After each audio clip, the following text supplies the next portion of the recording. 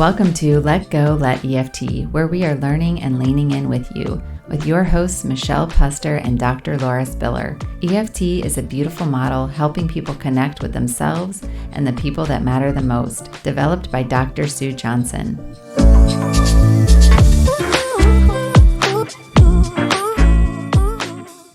Good morning, Dr. Spiller. How are you? Good. Hello. Excited about talking about enactments. Yes, our favorite thing, right? As therapists, or is our client's favorite thing? I'm not sure who hates these more. Us as the therapist or our client. Right. Talk about inviting people to feel uncomfortable. Yes. So what do you feel like is so hard about enactments? Like what is hard for us as therapists? What are we running into with these enactments? Well, personally, it has been feeling like I've got to find the perfect tender thing that the partner is going to hear, and it's going to open their heart, and suddenly this tension is going to dissipate, and they're going to realize how much in love they are, and that they've got to stop this stuff that they're doing in the cycle. And the first few years of doing EFT, I mean, I would like work, and like I'd leave the session because I'm like, damn it, I didn't find something to enact. So, I mean, I think that's hard. We have these really high expectations of ourselves. Yes. In the therapy. Yes, we're hoping that we can create a warm and fuzzy moment. And and actually the truth is, it not only often does not create a warm and fuzzy moment, but it blows up in our face, which turns out a good thing because it means that we are bringing the cycle alive. And it's like we've just hit a nerve, and that's a good thing because we want to know where the nerve is. But if we don't know that, and we're going into it with the expectation of, I'm going to get this person to be vulnerable, then this person's going to respond in a very warm way and catch them and make them feel safe and make that risk worth taking again. It's not often going to go that way, especially early in stage one. And we wouldn't necessarily want it to, which may sound really strange, because there's a cycle. That's why they're in our office. And that's what we need to be working with. As much as it would be fun or nice to stay in the warm and fuzzy place, we need to help them with the cycle, not with, where they already can connect. Right. And a lot of times there's a lot of energy there with that. So it does it brings in the heat, it brings in, all the difficult emotions often, or the pokey behaviors that can set off our attachment system. And that's a good thing. I love the way you put that. In stage one, and in stage two, if that's what comes up, that's what we need to know. We need to be with them in it too. That's right. Better that we're with them and they're doing it with us. We can use this to help them see what's happening. Then they get stuck in those moments out of session when they're alone and don't have the safety that we're providing. Right. And often clients don't want to do it. I mean, I've occasionally had a person say no. And of course, I respect that. And I think to myself, there must be a good reason that they're saying no. And I can lean in and better understand that and stay with it. And if, depending on the situation, I might ask again and ask, like, slice it thinner. Can you tell them I can't talk to you about this? But in general, even if people do turn to their partner and do the enactment that you've asked them to do, they will often say to me, I don't like this. Why do we have to do this? Like, they'll look at me just like with this sad kind of like, really? and with comfort, with time, they do, develop their own sense of purpose behind it, and they will do it. Like, I think that's why, our trainers say, first session, second session, start doing it, help people get used to it, help people feel comfortable, because it is uncomfortable. It's uncomfortable. And the more we can ask them to do it, and the more they see something positive coming from it, which, like we said, positive does not mean warm and fuzzy moments. Positive means tracking the cycle, understanding what's happening between them, the more that they'll do it. And be able to be with those feelings. I mean, I think that just tolerance and the ability to feel what they feel while they're in connection with their partner is, also one of the things that we're trying to give them experientially. And we're doing that with the enactments. So there's so many good reasons and so many ways enactments move our work forward. And so I'm really glad we're talking about this. They're important and they're hard. Mm-hmm. So what about the self of the therapist stuff? Where might we get stuck internally that might also make this hard? Well, my attachment system really wants me to be a good therapist and liked by my clients. So the whole thing about the whole thing of asking them to do things they don't want to do, or doing something that will bring up their pain and discomfort. Mm-hmm. Can be hard. There's this part of me that thinks if I'm being a good therapist, I'm taking care of them and protecting them. And if I'm making them say these hard things to each other, they're not going to like it. They could get hurt. They could leave my office more upset than they came. Right. Yeah, that's a big one. Mm-hmm. Can make me feel tense and uneasy and unsure.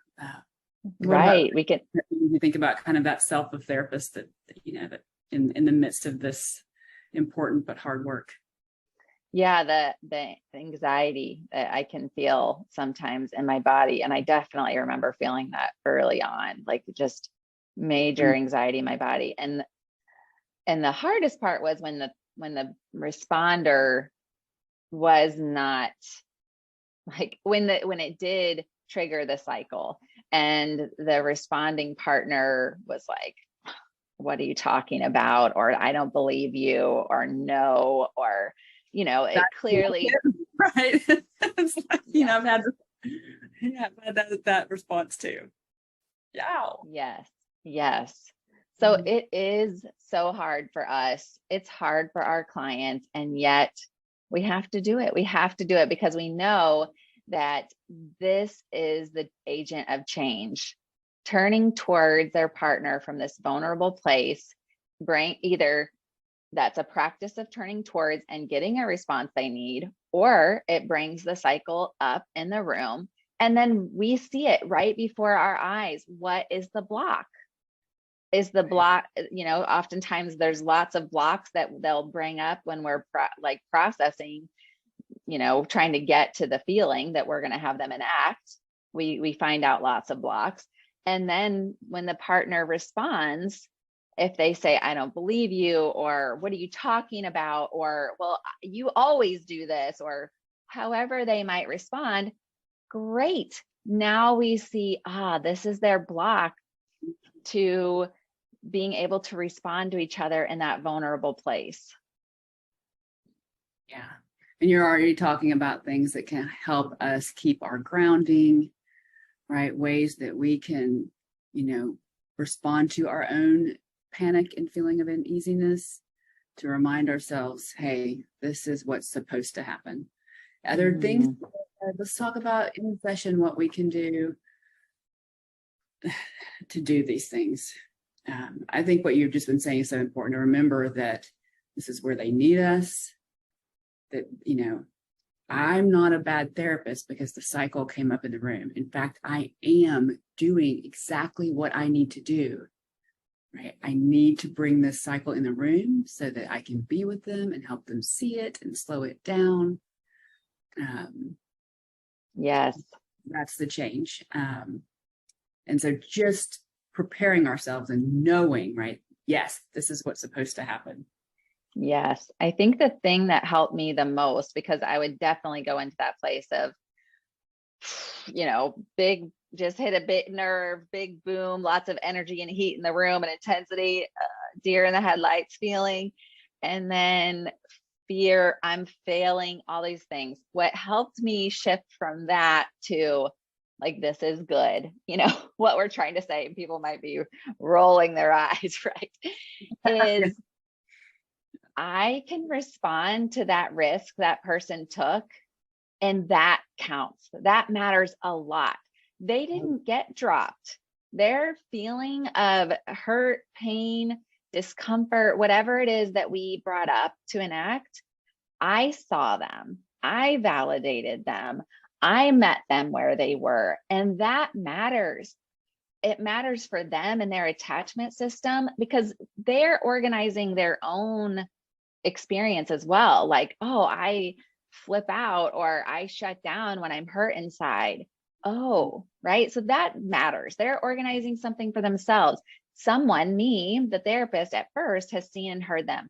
I've modeled that for their partner, even if their partner is not ready to respond. And then partner says, well, you always, or that's never, or I don't, whatever. No problem. I hear you. That makes so much sense. This is not how it goes at home. You don't see this side of your partner. This isn't something you hear at home. And even if this is the thing that you need and want to hear, this is not your experience. And this hasn't been your experience for years. Of course you can't respond. Of course you're getting upset right now. I hear you. That makes so much sense. And then it's like putting a pin in it. I see that person too, the responder. And I come back over to you, the person who did the enactment, and I say, wow, look what you just did. In the cycle at home, the only option you have is to shut down. In the cycle at home, the only option you have is to get more angry and upset. And look what you just did. You spoke different from that vulnerable place. You turned to them and you told them. So it's okay if this person doesn't respond. I'm going to see them and I'm going to acknowledge them and I'm going to celebrate them.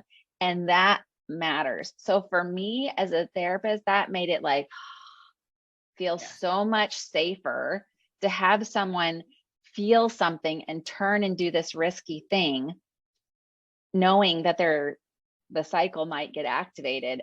Oh, it was like, okay, I can do that. Now I can do this. I mean, that's a beautiful takeaway. I think that's the very kind of thing we want to give anybody who might, check out this recording, something to do with what comes up for us. So I want to slow down there. You're saying that we get to give that supportive, safe, I see you, your feelings make sense response in that place to both partners. You might do it, initially with the sharing partner, even before you go to the receiving partner. Wow, that's so good. This is so precious. Makes so much sense what you're sharing. You can go to the partner, hopefully maybe even queue up a little bit of, how was it to hear something so different from your partner than you usually hear in the cycle? And even when they bring the cycle in the room, especially when they bring the cycle up in the room, to validate that. But even then, right, you're going to hold both people and give them that warmth, that validation, that secure place. And that does give us something to do when we have that kind of like, oh, wow, that's a lot of emotion. That's a lot of energy. I see you. I get it. And anytime you've got a lot of emotion, just, recognizing too that you're going to jump in, or you're going to jump in, you're going to interrupt, you're going to be able to, because you want to make sure you are validating and holding the sharer, and you want to make sure that you get to validating and holding the receiver as well. But then that was such a beautiful demonstration of those things. We can be with them. And I like what you said too, that when I'm validating and being with and seeing the share, I am modeling that secure response for the receiving partner. So such an important takeaway. Yeah. And I like what you said about queuing up a different response. Like, we can emphasize, I hear, cycles come up, like you're activated. What was it like for your partner to take that risk and to show a different part of themselves to you, to share, to take, to share something that they don't, to talk to you in a different way? Is this different than the way they talk to you at home? So you're kind of like focusing their brain to a specific part of what just happened. And sometimes still people are like, the cycle's so activated, they're just like, I don't, they can't really meet you there. But other times it really does help to say, well, yeah, that is different than at home. Or yeah, yeah, I guess, it does feel good for them to show me that because they don't normally show me that. Even if you could just pull that out of them a little bit, because it helps them see, oh yeah, I guess something different is happening here, or I guess this is what I want, and I'm really mad and hurt. This isn't normally what happens. So that is really helpful, what you said about queuing up, helping them attune to specific parts of what just happened there. And I think, the present process, it helps to keep them kind of in the room about what's happening right here in the room, rather than whatever content or, stuff that they want to grab.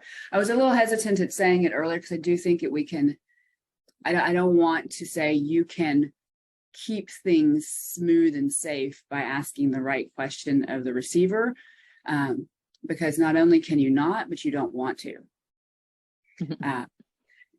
So especially early in stage 1, where you really want the cycle in the room, I mean, you may want to just, what's coming up for you as you hear your partner share what's happening on the inside for them when they, usually show anger on the outside. Mm-hmm. Yeah. And what I think is cool about what you're saying is we have different choices, like we can be attuned with the couple that's sitting in front of us, because one couple might need this, one couple might need this. Early in stage 1, they might need this. Later on in stage 1, they might need this. And I guess when we think about the takeaways, that is a big part of this, is we're learning and taking in all this information. We have these amazing trainers, we have amazing books, we have all this stuff. And at the end of the day, we're the one in the room. And so we have to trust our gut. We have to trust our gut around what is the most poignant thing. Sometimes that's like, what am I supposed to enact? Like there's so much emotion in the room. There's so much like happening here. So I think that when we think about what do we enact, we just ask ourselves, if we don't know where to begin, if I was in this person's shoes, what feels most poignant to me? Like what hit me in the gut? What hit me in the heart when they were talking? What stood out the most to me? That's where we can start. If that's not the most poignant to them, we'll find out, that is a place to start, is what is most poignant to us. Yes. And I like that. I think that helps with the takeaway too, of no matter how hard it is, just do some enactments. They don't have to be perfect. They do not have to be perfect. A bunch of imperfect enactments is better than no enactments. One enactment is better than no enactments. So yeah, and I think what you're saying is, when we're trying to figure out how do we get over the hump of just doing them, trust yourself, go with your gut. Think about what you would want to hear if you were that partner, or what landed on your heart in a way that it felt, because we use yourself, right? That attunement, you have that attunement to go, that felt important. Mm-hmm. And pass that over. Right. Yes, we do have to just do it. Yeah. I mean, you can set a goal for yourself. Like, I'm going to do one enactment at the next session, or I'm going to do one enactment for each person. And we do just have to do it, because it will get easier with practice. It will feel more manageable. You'll figure out what works for you, what works for the couple. And we can't do any of that unless we just get over the hump of doing it. So totally, we just have to do it. We just have to put ourselves out there and try it and do it, and know, like, whatever happens, we did it, and that was a success. And I guess the last takeaway for me is another thing, especially early on in stage 1, is the inside outside reflection and enactment. On the outside, you get angry, when on the inside you feel hurt. So they may say, lots of stuff, or lots of things might come up, but this just gives us something simple to focus on. Yes. And they don't have to, especially early on in stage 1, they don't have to be feeling the hurt. They don't have to be, ideally over time, they'll feel more and more of the primary emotion. Yes, that's our goal. But early on in stage 1, it's okay if they're not having this deep felt sense of like pain, right? I mean, that's just not really reasonable. Right. Because we're new, this process is new. So I really like that simple, on the outside you shut down, on the outside you get angry, on the outside you start to get critical and you start to get upset, and on the inside you're hurt. And the words are super simple: hurt, Your heart is upset. racing. Yeah. Yes, it doesn't have to be. You're anxious. I mean, it can be, it's good. It can be a second, a more tender secondary emotion, anxious, right? Unsure, flooded. But usually even that is, in the beginning, is something the partner doesn't really know on a heart level. Yeah. I mean, that's always helpful when it's something really simple, like on the outside, I leave the room, and on the inside, I was feeling really uneasy. And the partner says, I didn't know that. And then we can point that out, right? Of course, that's all you see is them leaving. You didn't know that's what was happening inside of them. So that's so helpful. Now this person's validated. Before, they were the bad guy for leaving the room or getting angry or whatever they're doing. Now it's like, oh, there's a reason. It makes sense. Their partner's like, oh, that's what's happening, right? So that outside inside, if you're looking for a place to get started with your enactments, on the outside you do this, when on the inside you're feeling this. It's a great, simple way to just get started in doing these enactments. I love it. So helpful. Is there anything else we want to cover with enactments? I think we covered a lot. Yeah, a couple takeaways. So just do it, take some risks, use the inside outside to have some structure for yourself for what you're looking for to be able to enact, so you can just do it. And then when the cycle comes up there, lean in. It's okay. Your goal is to be with them and slow them down enough that you can say, oh, wow, lots coming up for you. I get it. Makes sense. It's new. It's kind of hard to hear because you don't like it when this happens. Or this is so different and you're frustrated it doesn't happen more. So you're going to be staying with them, giving them that validation. You're going to help them be seen and hold them. And that's our job, and it's moving our work along. So I think that's, yes. Yeah. So I love, yes, do some enactments, just do it. And yes, share with us in the comments how enactments are going for you. If they were really hard, what did you do, or what helped you get over the hump? How are they for you now? And also, we'd love to hear more show ideas. So leave show ideas in the comments. What would you like to hear us break down and discuss? That's always helpful for us. So thank you, everyone.